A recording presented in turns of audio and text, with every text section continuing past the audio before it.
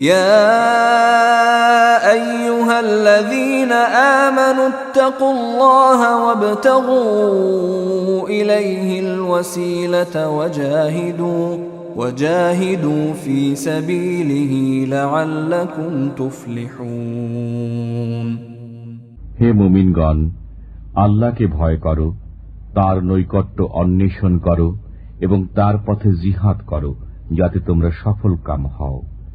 إن الذين كفروا لو أن لهم ما في الأرض جميعا ومثله معه ليفتدوا به من عذاب يوم القيامة ما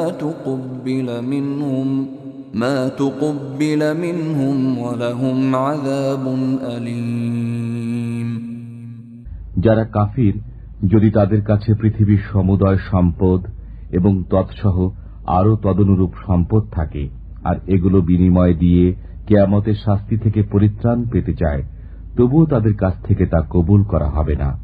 তাদের জন্য যন্ত্রণাদায়ক শাস্তি রয়েছে।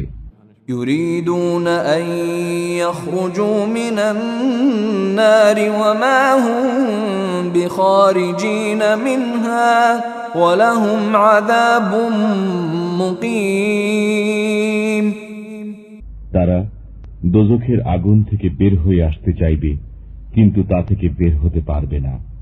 তারা চিরস্থায়ী শাস্তি ভোগ করবে।